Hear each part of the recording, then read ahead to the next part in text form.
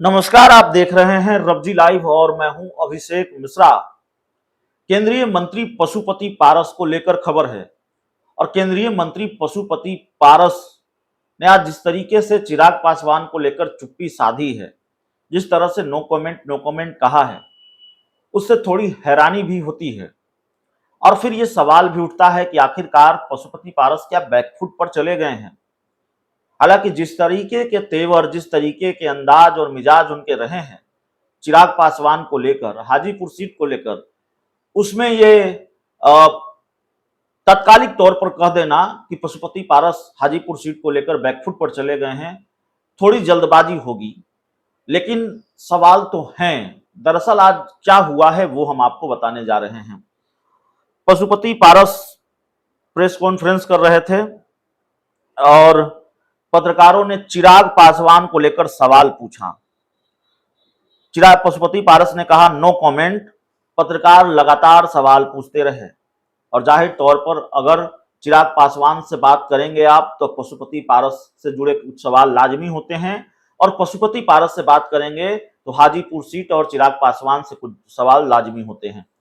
लेकिन पशुपति पारस no comment करते रहे और अपने हर कार्यक्रम में चिराग पासवान को लेकर बयान देने वाले पशुपति पारस ने आज चुप्पी साध रखी थी। पहले क्या हो रहा था, अब क्या हुआ है, इसको ऐसे समझिए। जब भी हाजीपुर सीट को लेकर पशुपति पारस से बात होती थी, चिराग पासवान को लेकर पशुपति पारस से बात होती थी, वो अचानक आक्रामक हो जाते थे। वो डंके की चोट पर कहते रहे हैं कि दुनिया की कोई ताकत उनको हाजीपुर सीट लड़ने से नहीं रोक सकती है।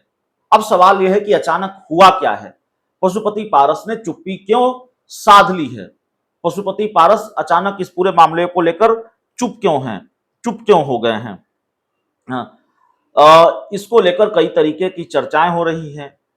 चर्चा यह भी है क्या भारतीय जनता पार्टी ने कोई बीच का रास्ता निकाल लिया है, क्या भारतीय जनता पार्टी ने पशुपति पारस को मना लिया है और क्या वाकई हाजीपुर की सीट चिराग पासवान की पार्टी के खाते में ही जा रही है और क्या बीजेपी की तरफ से चिराग पासवान और पशुपति पारस दोनों को एक दूसरे पर टिप्पणी करने से रोका गया है, मना किया गया है। जाहिर तौर पर एनडीए गठबंधन के दो दल अगर आपस में एक दूसरे पर वार पलटवार करेंगे तो इसका राजनीतिक नुकसान बीजेपी समझती है।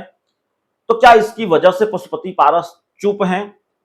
और आज जिस तरीके से हाजीपुर को लेकर उन्होंने चुप्पी साधी है, उससे फिर एक नया सवाल खड़ा हो गया है कि क्या वाकई हाजीपुर की सीट ही पशुपति पारस लड़ेंगे या फिर इस मामले में वो थोड़ा बैकफुट पर हटे हैं भारतीय जनता पार्टी के दबाव की वजह से। आगे उनके बयानों का इंतजार रहेगा, आगे उनके रिएक्शन का इंतजार रहेगा। अगर ये चुप्पी लंबी रही, अगर ये चुप्पी बरकरार रही तो फिर इसका मतलब बताने की जरूरत नहीं है। बहुत बहुत धन्यवाद।